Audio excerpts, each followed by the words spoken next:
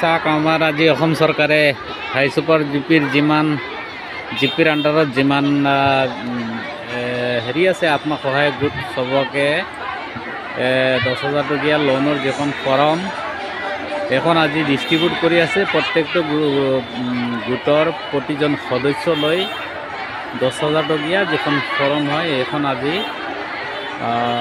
Distribute কৰি আছে। আৰু আমিও এজন সদস্য হয়, মোৰ মাইকী মানুহ, আৰু মই আজি আহিছোঁ সেই ফৰ্মখন ৰিচিভ কৰিবৰ কাৰণে।